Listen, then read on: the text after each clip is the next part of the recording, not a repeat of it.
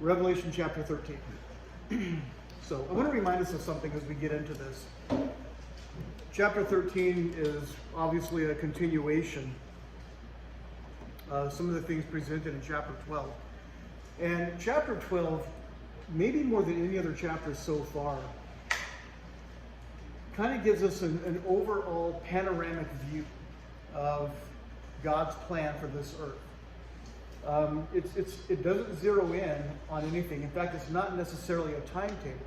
It's not chronological. What it does is it deals with the main players in all of this. We've got Satan involved. We've got Israel involved, described in signs with the woman, with the child, and the dragon, and all of those different things, the 12 stars, and so on. These are images that God likes to use in Revelation. Now, I was thinking about this. Why wouldn't God just come out and tell us exactly what he means, so that we don't have to spend time thinking about it? Just tell us. Don't beat it. Yeah, exactly. Just be very clear. And I think part of the problem is with our modern generation, of which I'm certainly a part of, is that we're almost spoon-fed information. We don't have to think about it. We don't have to reason to figure things out. And in ancient times, most teaching was done by parables or similes. They would use stories and images, really to paint a picture of a truth, but you would have to think about it and actually reason it out. In fact, even Jesus himself, when he began his ministry, a big part of his teaching ministry was using parables. And that's very similar to what Revelation does with these signs.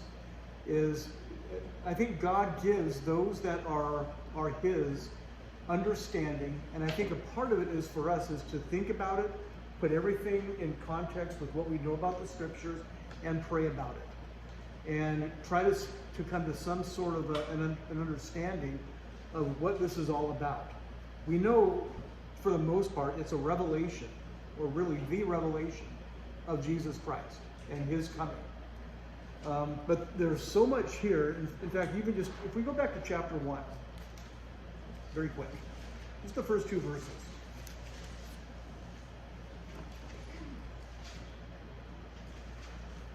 Now, John is writing this because he's given this revelation by Jesus, being caught up in the Spirit and in the Lord's day. And I think that is a reference to his coming, the day of the Lord.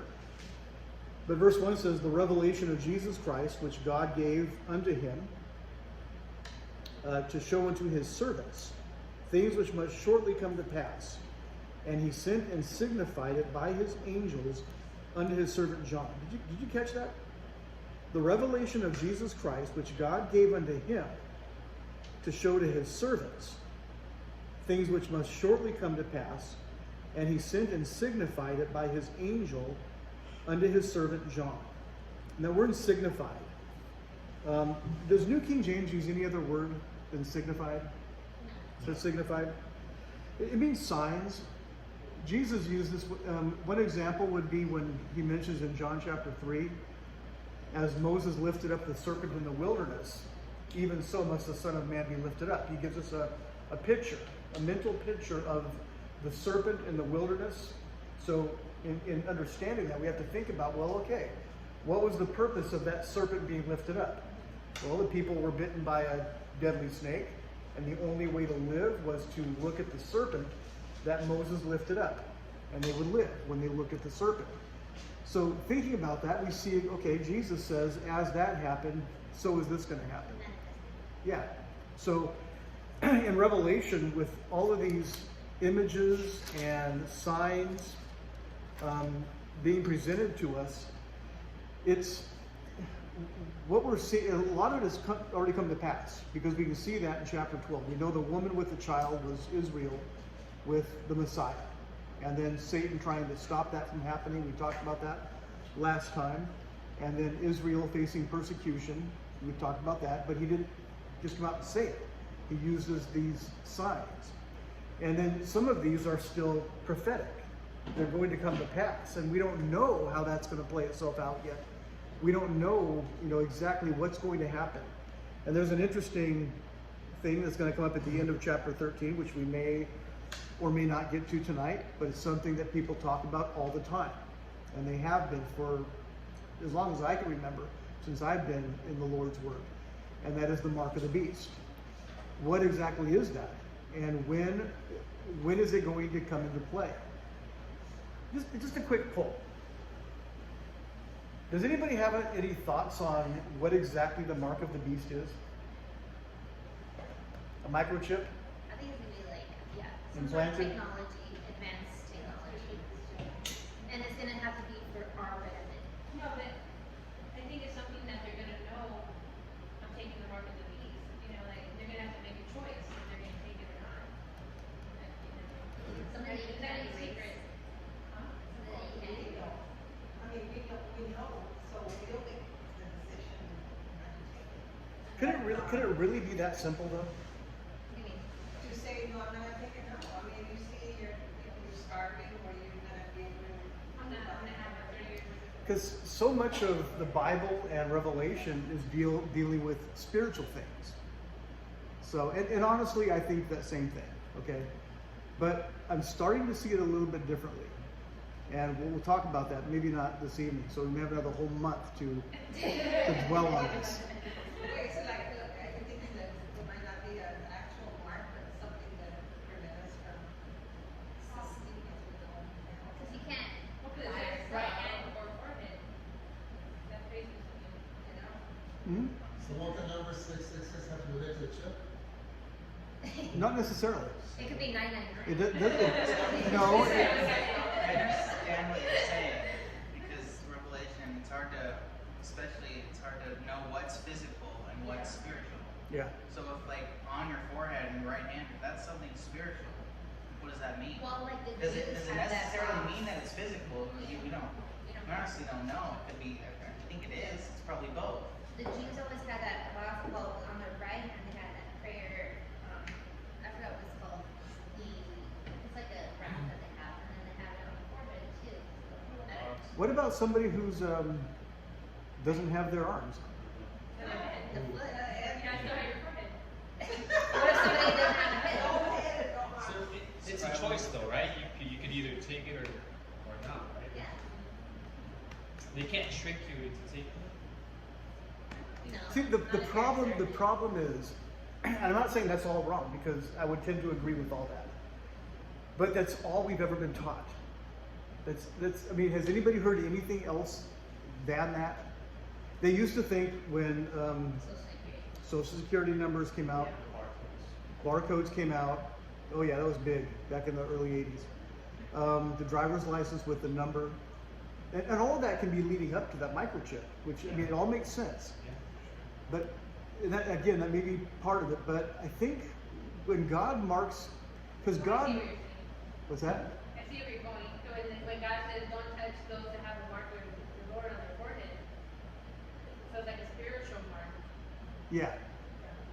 not an actual. Because there may be some, okay, that, not taking it, there may be somebody lost who has enough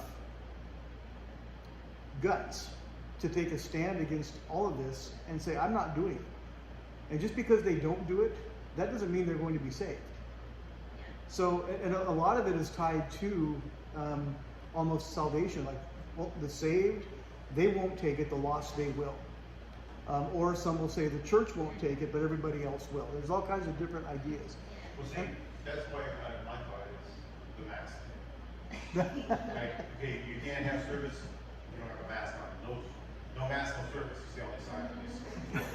So that they're kind of the Antichrist, like, okay, Yeah. everybody's following along. Yeah, this works. So it's a precursor to. The world is warming up to the idea. Everyone just does this because we said it. Well, So it's the mask. Okay, of the let's- beast, what's called a mask of the beast. So that's Everyone's being conditioned. yes. Yeah. Okay, so let's actually start into chapter 13. It's not a long chapter, so we may get to this tonight. If we don't, then we'll have a whole month to dwell on it. Okay, so let's start with verse 1, chapter 13. So John says, "Now I stood upon the sand of the sea." Again, it's a sign, a symbol. Is he really standing on sand of the sea? No, it's an image. This sand and sea pictures humanity. Okay, and this image, this beast rising up out of the sea, having 7 horns and 7 heads and 10 horns, and upon his horns 10 crowns, and upon his heads the name of blasphemy. Now, since it seems pretty clear that the sand of the sea is the humanity, elevating this one out of its own. Somebody from humanity is going to be elevated to this position, and that's probably happened a number of times over the years. There's been great dictators, evil dictators, but they were great. Alexander the Great, Philip the Great, even in recent years, Hitler. I mean, yeah, he was an evil man, but he was great as far as the world is concerned. And there's been many others, men who are given their power by humanity. Well, there's going to, in this image here, this one is going to have not only the support of humanity, but nations as well. It seems like these 7 horns, and my glasses again, having 7 heads and 10 horns. So those seems to be governments, powerful governments. 10 horns are the influences of those governments. The horns having 10 crowns. So they are rulers. A lot of people try to tie this with the United Nations or make some sort of a link. And I wasn't around, of course, when the United Nations came into existence, but there was a lot of Christians who thought this isn't good. Having an organization of heads of nations coming together to make recommendations and even laws on behalf of all of the world. Now, God condemns that stuff even going back to ancient times. Even, the Tower of Babel, before there really were nations and languages. They tried to come together as humanity and build a tower to the heavens, trying to reach God. And God said, no way. So he confounded their language and the whole thing fell apart. And then after that is when all of the nationalities began to have their own identities.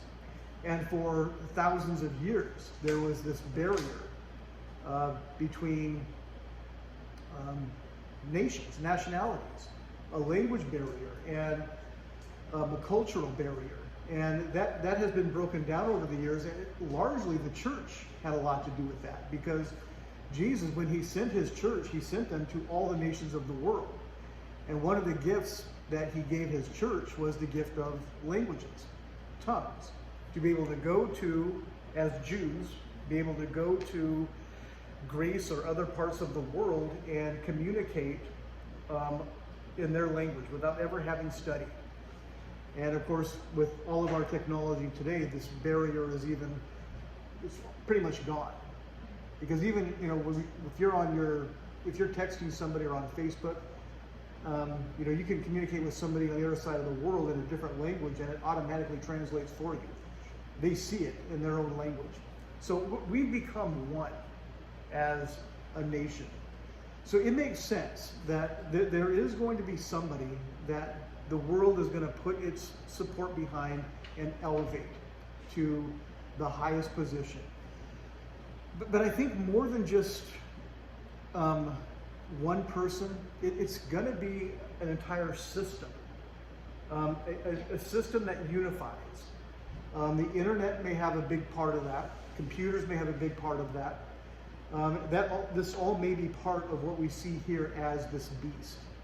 And the word beast, it means a very powerful, not just animal, but a powerful being.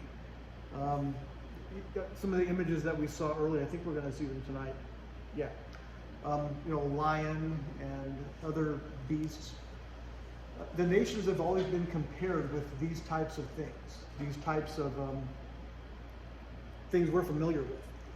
So anyway, verse 2 says, the beast which I saw was like unto a leopard, and his feet. Oh, by the way, here's another thought. Paul mentions, I forget which letter it is. I think it's in Acts.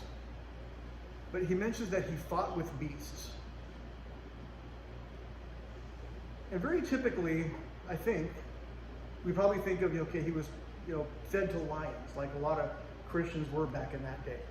Part of their judgment or punishment was to be fed to the lions until they recamped. Again, is the Bible really that simple?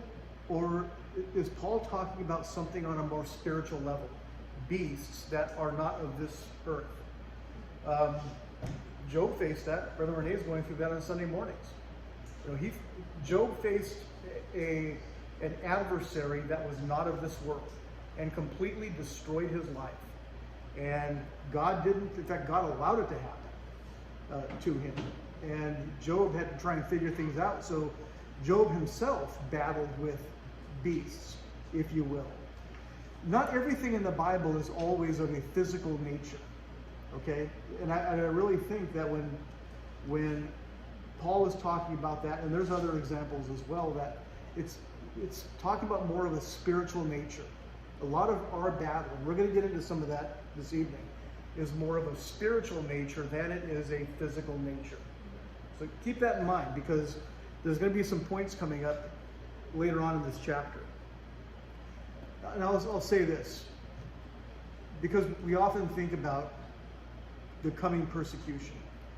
Okay, when's it going to happen? When is our thing going to get so bad that they're going to come into our property here with guns and tell us we can't meet here and force us out and then put us in shackles and say, unless you recant your faith in Christ, we're going to behead you or we're going to burn you at the stake. All of our forefathers went through a lot of that. We're familiar with that.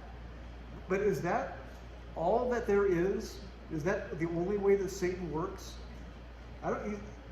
He's done more damage in the past, I'll say 150 years to the Lord's churches without physical torture than he did for 1,500 years with physical torture.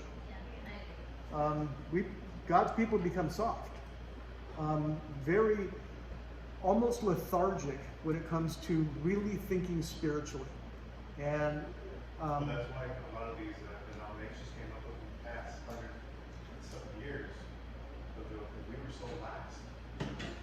All these, witnesses, Mormons, four-way, four-square gospel, they started coming alive during the 1800s and all Yeah. that. And we just lost, the initiative to us doing that. So that's, because if you look at the chart that we had up there, man, it's just like, Yeah. right there, that one little area up there, just springing out from, all these other ones, just branching out Right. there. And that just goes to show you that was like during the Atlantic age. Yeah. We were, like you said, we had the quarter pastors, preachers. They would see their church for 3 months. yeah, What did they do for those 3 months? Not a whole lot. So they just, so it was just a time of, people, that's where everybody started coming in. Yeah. All of these people just with their influences and their ideas. A lot of them was like, just make a quick love type thing, kind of thing, with all Mhm. the potions and all that. It was a form of religion, for them. People just, they were starting.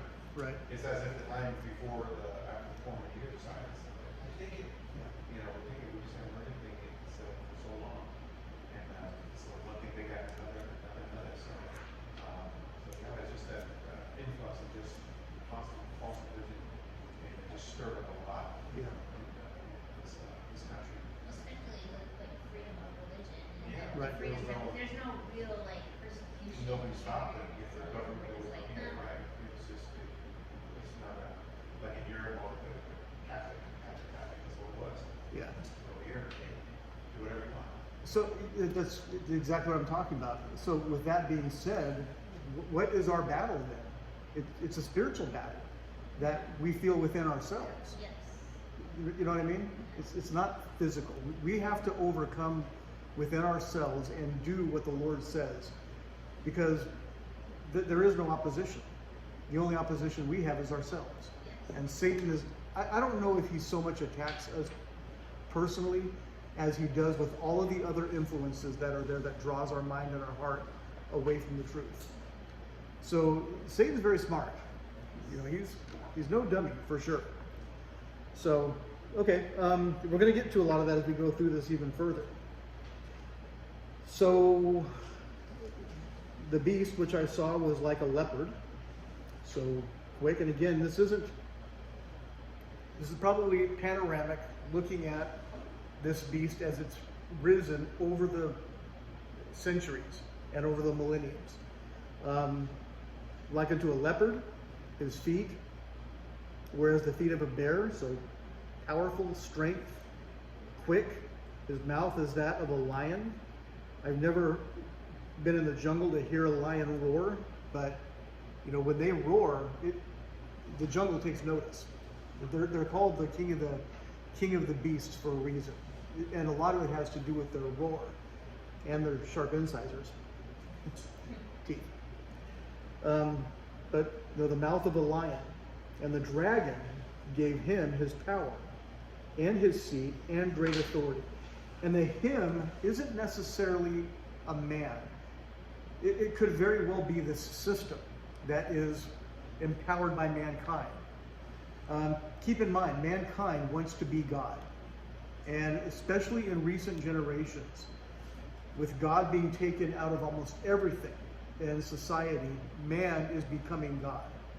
The only law we need to listen to is the laws we think of ourselves. And in that case, every man will do what's right in his own eyes. And we see that example in the scriptures as well. So verse 3 says, I saw one of his heads, as it were, wounded to death, and his deadly wound was healed. And all the world wondered after the beast. So this seems to be like, what's the word I want? Combining historical events along with a future event. So the past powers of all of the human governments, and then the future government as well. I saw one of his heads, as it were, wounded to death, and his deadly wound was healed. And all the world wondered after the beast. And they worshipped the dragon. That's an interesting shift. The world wondered after the beast, and they worshipped the dragon, which gave power to the beast. Again, in Isaiah, we see where Satan is the influence and power behind human governments. The king of Tyre is mentioned in Isaiah. But it's clearly talking about Satan when it's talking about the king of Tyre. So it says they worship the beast, saying, who is like the beast and who is able to make war with him? And there was given unto him a mouth, speaking great things and blasphemies, and power was given to him to continue 42 months. Anybody know how long 42 months is? 3.5 years. Okay, so this is clearly talking about something to take place in the future, but again, it's combining past historical events. Satan has never, and his influence has never gone away. While kings have come and gone, kingdoms have come and gone, great powers have come and gone, Satan has stayed consistent as the God of this world. And don't forget, Paul, and I think Peter also, mentions that our battle is not with flesh and blood, but it's with principalities and powers and the rulers of the darkness of this world. And that has been consistent all throughout the ages. Men and women have come and gone. Great powers have come and gone. Kingdoms have come and gone. But the influence has always been there with Satan. So there was given, in verse 5, there was given unto him a mouth, speaking great things of blasphemies. Power was given him to continue 42 months. He opened his mouth in blasphemy against God. We are seeing this continuously today from our politicians, either indirectly or directly, blasphemies against God. Some take a stand in favor of God and godliness. Whether or not they are true believers, That's between them and the Lord. But this outspoken arrogance speaking against God it's nothing new, but with the means that we have today where it's published and then it's instantly throughout the world through Facebook, Twitter, whatever other means there is. It's out there and people hear it. And a lot of it is geared towards the younger generation to keep God out of their mind and out of their thoughts. So he opened his mouth and speak blasphemy against God, to blaspheme his name and his tabernacle and them that dwell in heaven. And it was given to him to make war with the saints and to overcome them. And keep in mind this. How is he going to make war with the saints? We think of war as typical artillery and all the things our forefathers went through. But again, I think in the future, and maybe even now, because we're living, when John wrote this, we are the future. So we're living what John saw as things that were going to come to pass. But our battles are not necessarily physical, but they are torturous. And what's even more sad, this is a quick commentary, and I've been in the Lord's work long enough to where it's really sad to see God's own people destroy one another. The Bible talks about that as well, with gossip, with slander, even preachers. Because of disagreements, they will attack and destroy. Not physically, not murder physically, but destroy a man's ministry. And I've seen a lot of people who get frustrated with the Lord's work and just walk away. And they're a casualty of a lot of these things that are going on within the context of the Lord's work. And Satan loves that. He loves disruption in church. He loves when God's people get at odds with one another and war against one another. The victory he sustains is, I think, innumerable. Because not only is it going to destroy perhaps somebody's physical life in serving God, but all of the possible converts that would come if that person stayed faithful, was a witness, be able to win. All the people that could have been converted because of that one's testimony are now gone. And again, Satan, his work sometimes is not so obvious. But what are the 7 things that God hates? It's mentioned in Proverbs, right?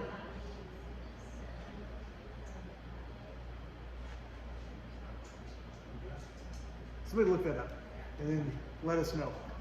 But there are 7 things that God hates, and a lot of them have to do with you're implementing the beast. The beast.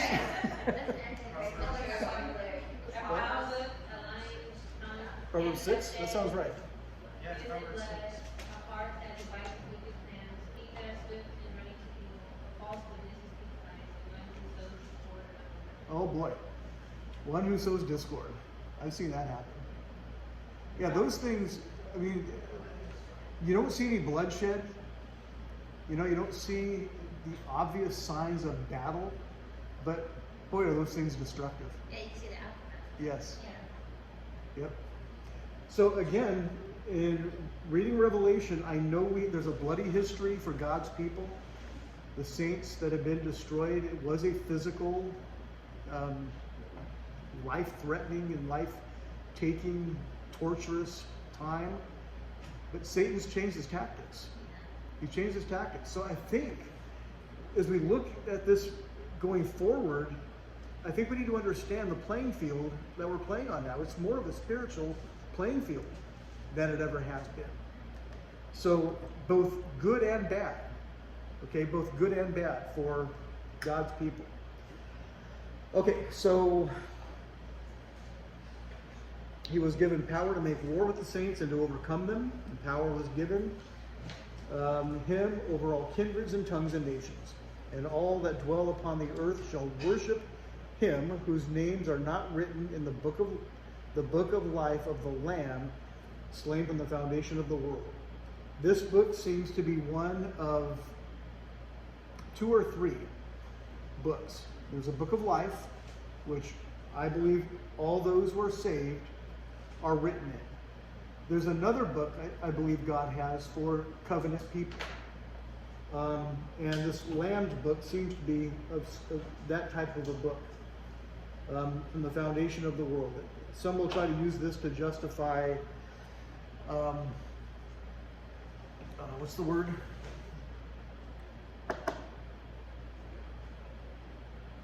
When God knows who's going to be saved and who's not. Predestination. Yeah, that the names are already there, and those that are going to be saved are going to be saved, and those that aren't chosen to be saved are.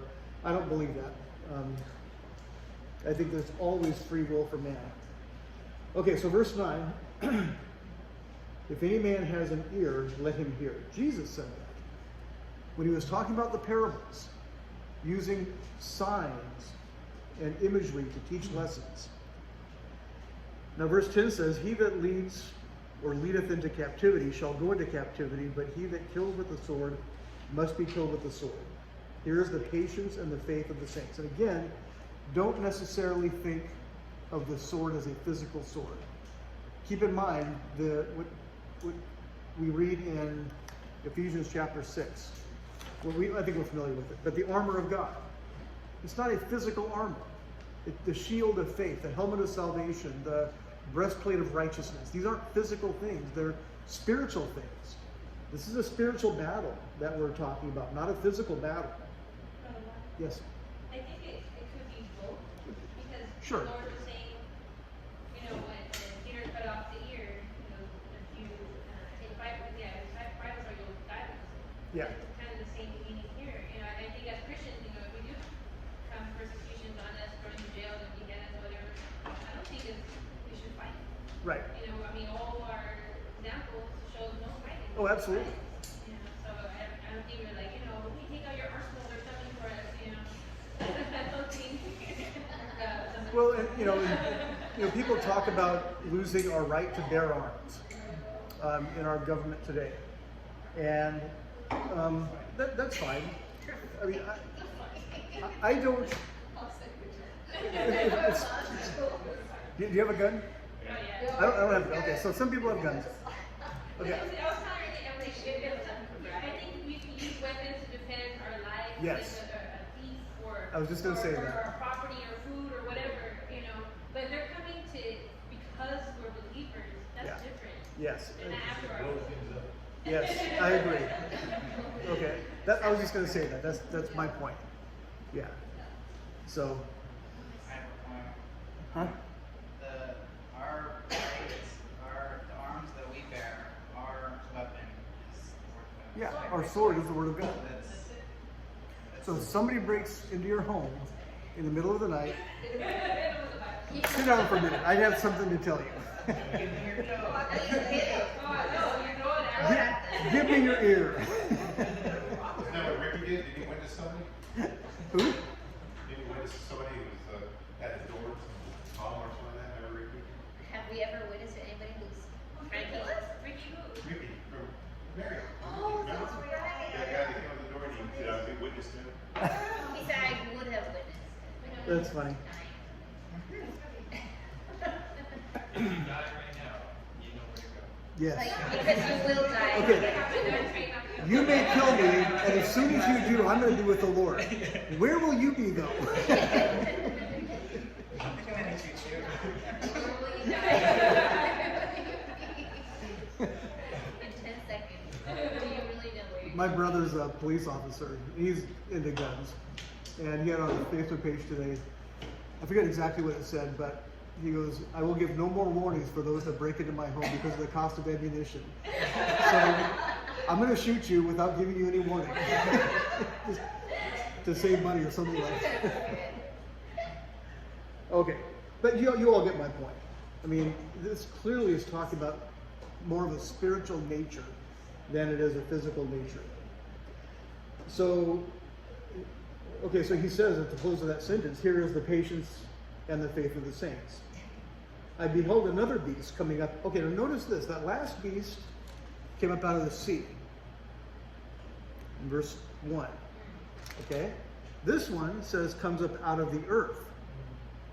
That's different. Seems to me that the first one was more of a political nature, where humanity put this one in this position. Coming up out of the earth seems to be more of satanic. Although that first beast we're going to see, and already said, was supported by Satan. This one seems to be more of that type of nature. I beheld another beast coming up out of the earth that had 2 horns like a lamb. This one is compared to a lamb, but he spoke as a dragon. He exercises all the power of the first beast before him, and causes the earth and them that dwell therein to worship the first beast, whose deadly wound was healed. So there's going to be some seemingly miraculous things going on here. And he does great wonders, that he makes fire come down from heaven on the earth in the sight of men, and deceives them that dwell on the earth by the means of those miracles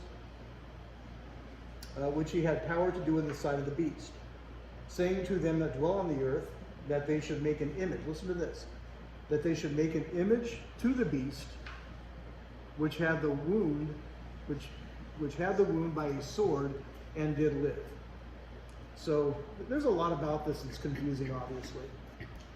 But what I do think will happen is that as these things really do begin to unfold, I think those that have the patience of the saints, that have the ears to hear and the eyes to see, are going to be aware of what's going on. And I think that's why we need to stay close to the Word and turn off the news. Stop watching television. Stop getting your information from Facebook. I know it's hard because it's very fascinating. I hate that other one because like we don't know exactly how it's gonna happen, you know, but when you see it, we're like, well, that's a deadly wound, you know. Yeah. Okay, so that's what it is, you know. Okay, so There was fire. This is. no, that's fire. No. Yeah. But the thing is that, like, yeah, you're right. I mean, we don't know exactly how it's gonna unfold, but it'll start triggering our memory of what we're reading right now. Yeah. And Satan's going to use all the means that he is now to deceive people. I mean, I'm amazed at how many lies are told on television and passed off as truth, and people believe them. Yeah, people believe them. Some of them are pretty funny, actually. But I saw one today that you've heard of the Babylon Bee, right? Yes. Which is They're so satirical. Well, there was a breaking news today that the Babylon Bee bought out their competition in satire, CNN.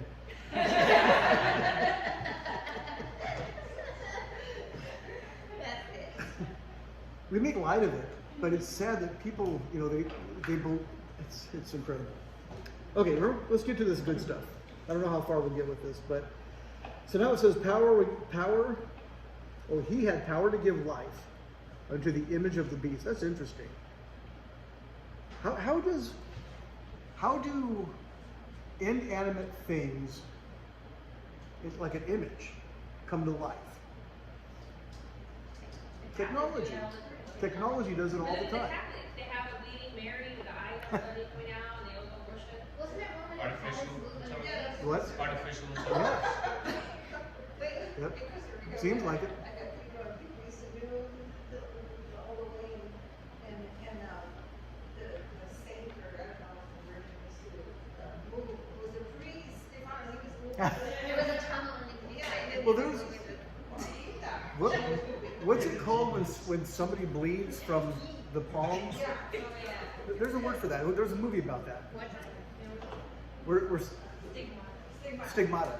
Oh. Yeah, people have this. You ever seen that? They just bleed. They bleed from the places that Yeah. Jesus bled, like from the hands, from the side, and from the head. Yeah. Yeah, weird stuff. Okay. The Catholic's gonna be really easy to fool on this. It's like, oh yeah, we do that. Oh, they worship Well- they worship the image of Mary and Dorothea. You know what? The word religion, it's in the scriptures, but it's King James often translates the word that's translated for religion as superstitious. And that's what religion is. Religion, for the most part, is superstition. God's people shouldn't be religious. Everything we believe should be based in truth and the Word of God. Yeah. It's not. Religion killed Christ. What's that? Religion killed Christ. Yeah.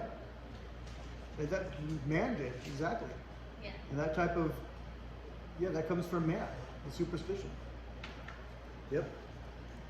Okay, so verse 16, he causes all, both small and great, rich and poor, free and bond, to receive a mark in their right hand or in their foreheads. Now, a couple of things here.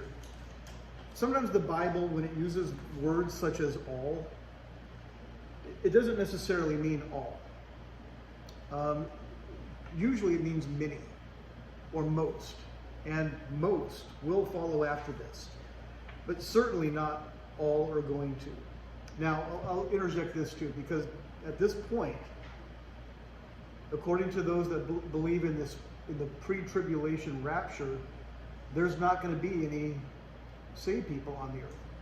They call them tribulation saints, people who get saved during this time period. And they'll be identified by not taking this mark of the beast. Well, I happen to believe that God's people, his church, is going to be here all the way to the end, until he returns. And that no matter what we face, as has always been the case, he will give his people grace to endure whatever this world has to throw at us. But this beast is going to cause, and this beast now, even though it doesn't say it here, if we look at other verses, other passages, which we might do next time, very likely may be what we know of as the Antichrist, the man of sin, okay? A man who is empowered by Satan himself. And don't forget, I keep pausing before we read this, but just as there's a holy trinity with God the Father, God the Son, God the Spirit, there's an evil trinity as well, with Satan himself, the beast that we just saw, and then what's referred to as the false prophet. So three working together in this world with the sole purpose of not just deceiving men, but getting men under his control, Satan's control. So the counterpart to that is God working on man to get him separate from that, so that when the Lord returns, those will be with him to rule and reign on this earth. So this beast causes all, both small and great, rich and poor, free and bond, to receive a mark in their right hand or in their forehead. Sister Jessie, are you using the Spanish? Yeah, What is that? How does that read in Spanish? yeah, the same thing in Israel. Okay. The mark in their, Now I'm going to give credit.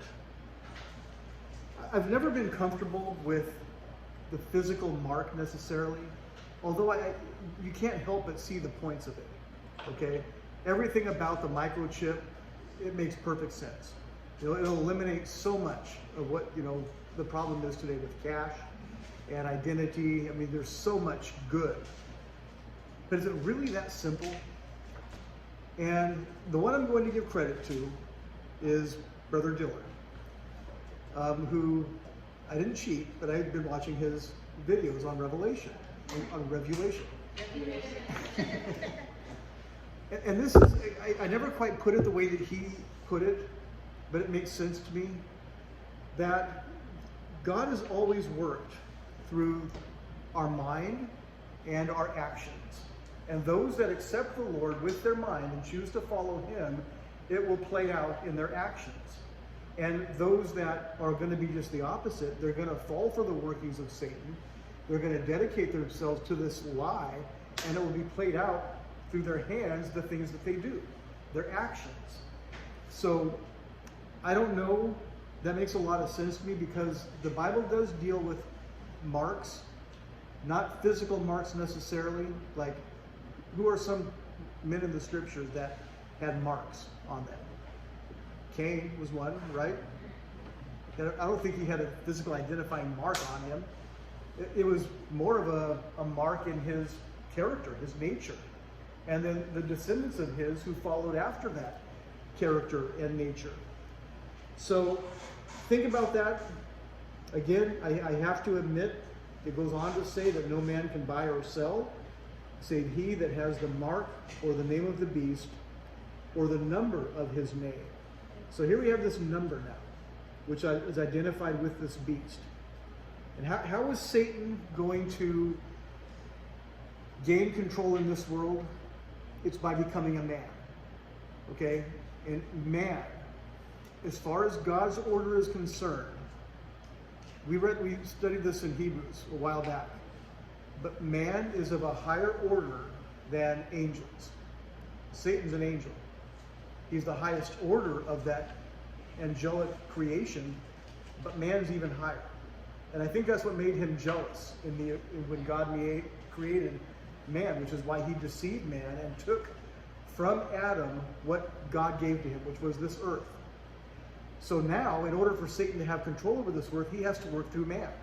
Yeah. And he's been doing it this whole time. So this number that's given to this beast, it says, here's wisdom.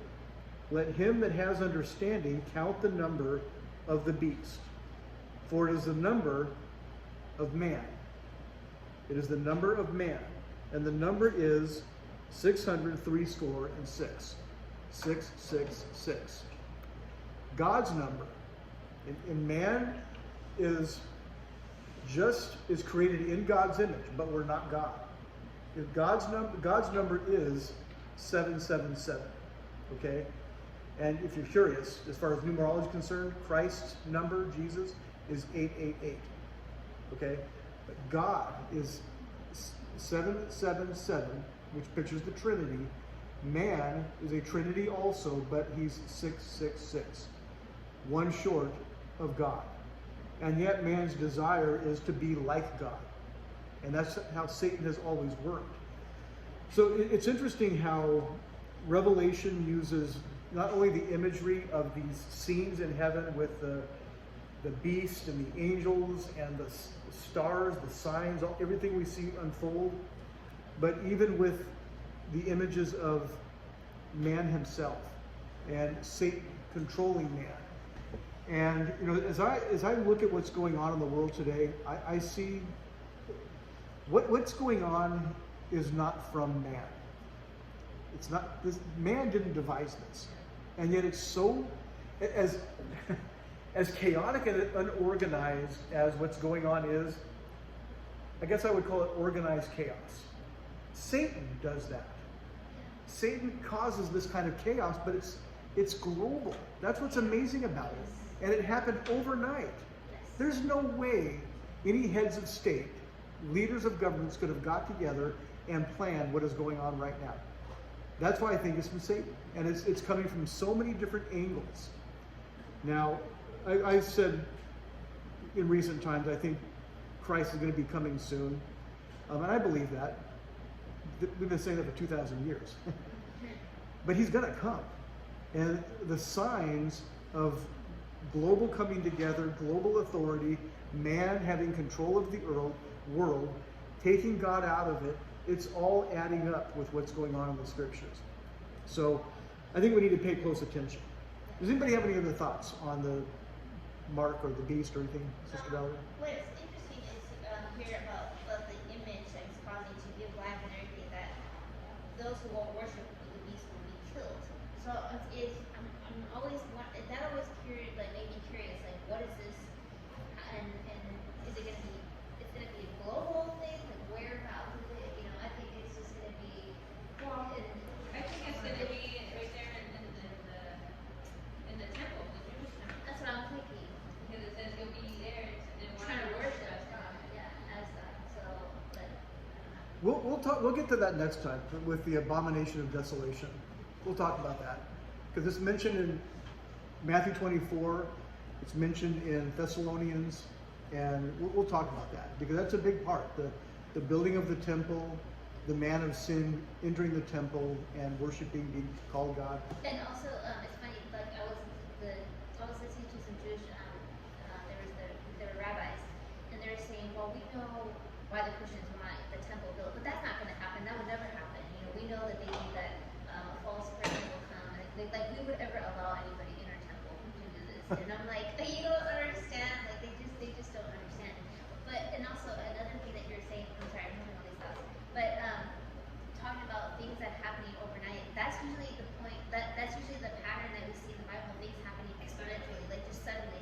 Every major point in the Bible always happens suddenly. The years in Christ. When There's a point you can go to where there was an obvious change. Yes, and it just happens so quick overnight. It just happens, so, and that's how we work. Everything to say, and then just happens, and we're at that point now, and especially in terms of technology and things that are happening. No, we're really close. This is. You know, there's been several instances like that. Like one, as far as the United States is concerned, on 9/11, when the Twin Towers were attacked. I remember watching that on television before I was going to work.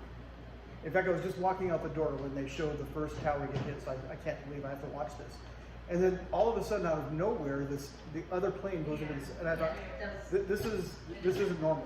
There's some, and even though that was an attack, a physical planned attack, again, there's something about that changed the culture of the world. And I noticed the same thing. I think it was Tuesday.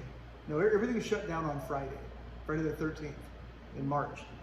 But I think it was Tuesday or Wednesday when the NBA said we're canceling all games, and I thought that's just weird.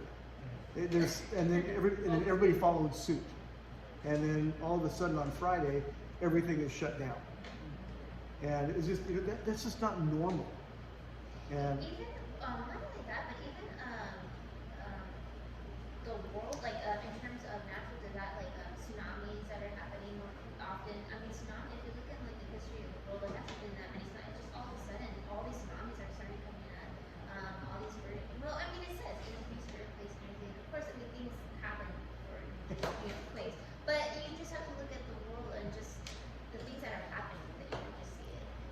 but the news always takes things and exaggerates them. Like this recent hurricane, what was the name of it? Oh yeah, Laura? Unsurvivable. Oh, yeah.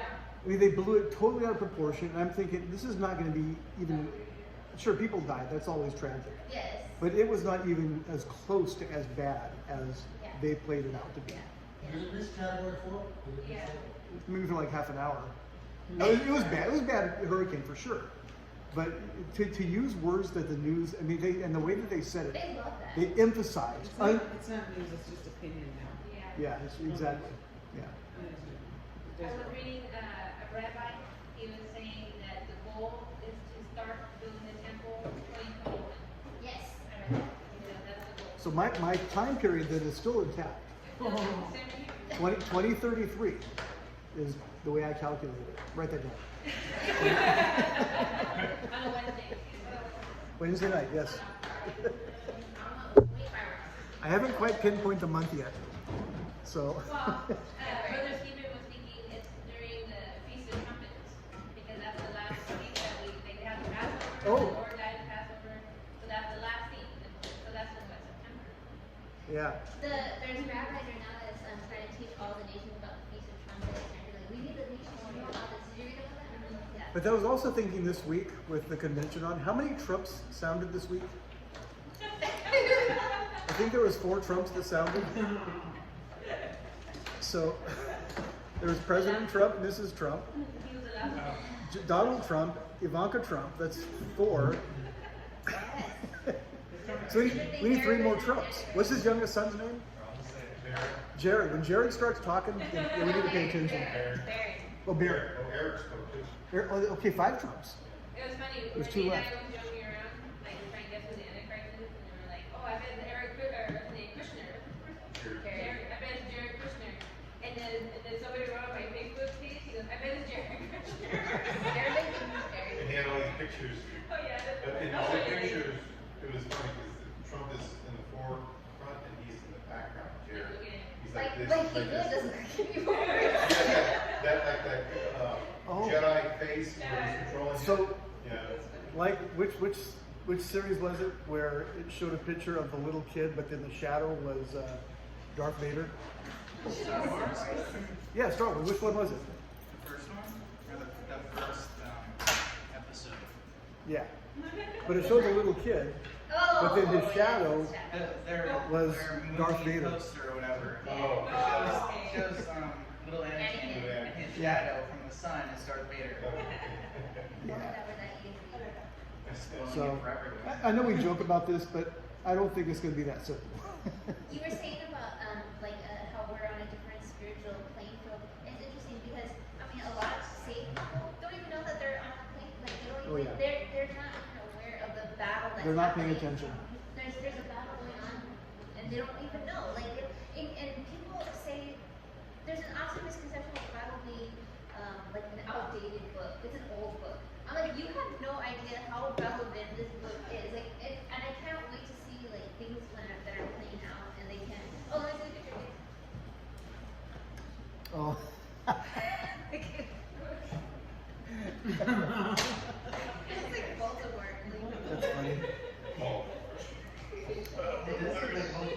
Oh, my dad's talking. Oh, wait. Yes, the Jedi Master wants to speak. Oh, yeah. Yes, sir. You were saying that we all have to go through this tribulation for 3.5 years. Yes. But isn't there, from what I understood, is that Jesus is going to send his angels to gather his elect, and they're going to be taken up to meet him in the air, and then afterwards they're going to come back together with Jesus on the final battle. Yeah, that's at the end of the 7 years. Right, but the elect are going to be raptured before. I mean, not everyone's going to be raptured, or only the elect, the Lord's church, and the rest are going to be here suffering through the whole 3.5 years. But I don't know at what point the Lord's going to come for his church. Well, the seventh trump takes place at the end of the 7 years. And the seventh trump is the resurrection of the saints, or rapture, and then it's also when the Lord returns. So I think the second 3.5 years, I think, is when that takes place, after the 3.5 years. No, some. But when Christ comes back after the 3.5 years, it says that his saints are going to be with him. Yes. Coming back. So they have to be taken before the 3.5 years. No, it's after, because the seventh trump sounds at the end of the 3.5 years. And that's when the resurrection takes place. And that's when the Lord returns. So, but there are some that not only believe that the rapture takes place at the beginning of the 7 years, but some think that takes place at the middle part of the 7 years, so 3.5 years. But the Bible also says that for the elect's sake, those days will be shortened too. So we're going to look at that. So. Well, I mean, I thought that all this time that his church, the elect, not everyone, Right. The faithful elect, they were going to be taken up. Well, I don't know at what point, but it says that when Christ comes back. That's at the seventh trumpet.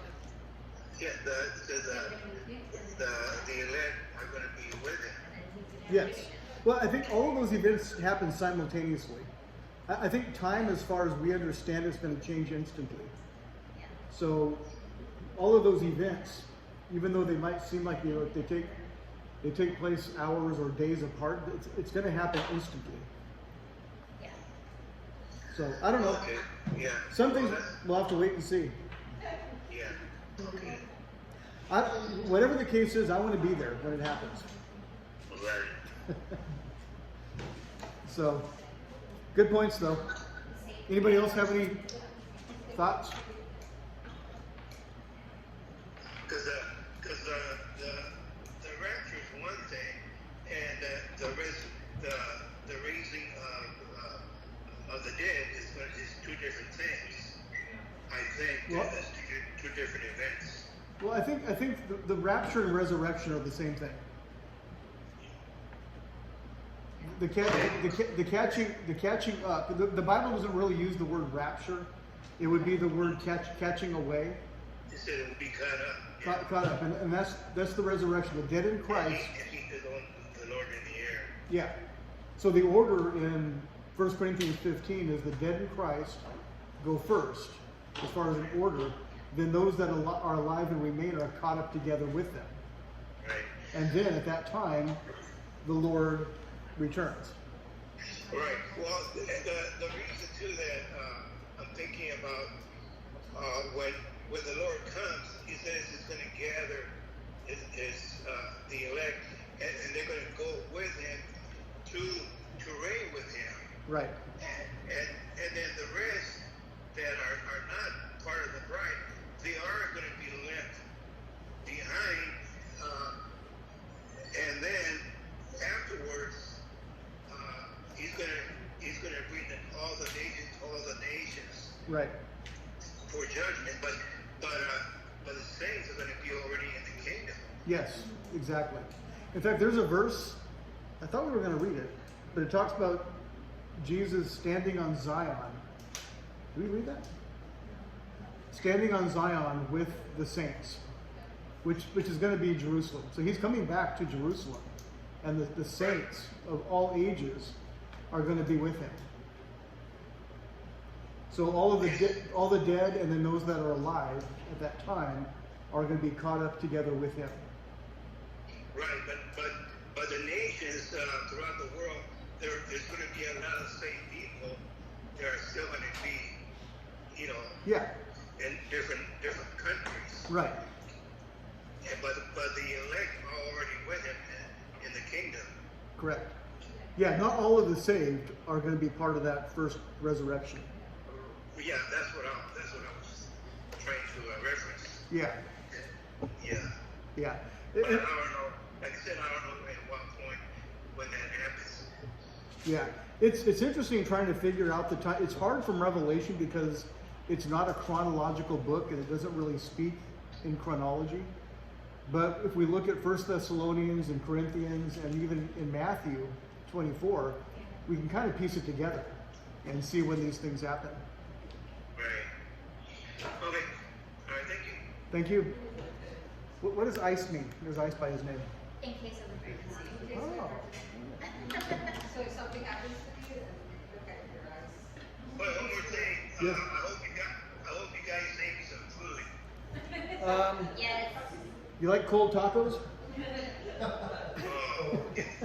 bring chili beans? No, I didn't. Sorry. Oh man. We had a family emergency. You didn't come anyway, so Oh yeah, that's right. He would have made all of that for no reason. Why didn't Daddy come out? Jesse and I were there all day. Oh, okay.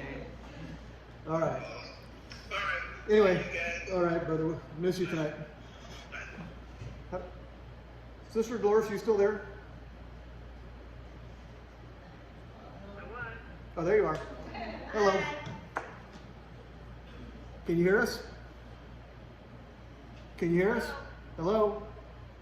I'm still here. Oh, hello. Hi. Just wanted Hi, to, Sister Dolores.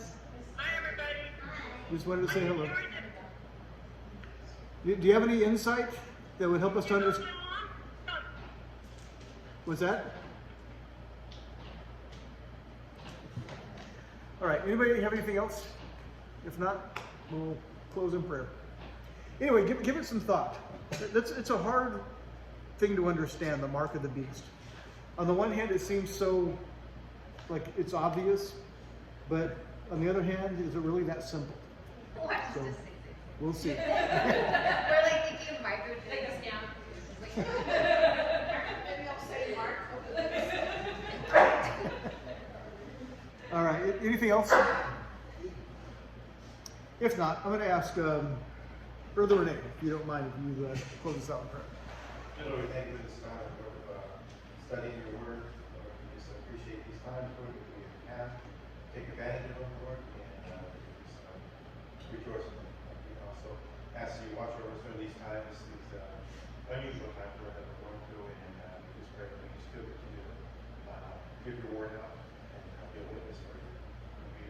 We ask you in prayer to mention, Lord, that our hearts and minds, we pray that you can handle it in a special way. We also ask that you watch over your churches and all your churches, Lord, that would be, Lord, and your brother, Lord, just watch over them. Some countries that are about partial as far as worshiping, Lord, just ask you to protect them during these times. So we pray that you back soon, and that's what we're doing. Amen.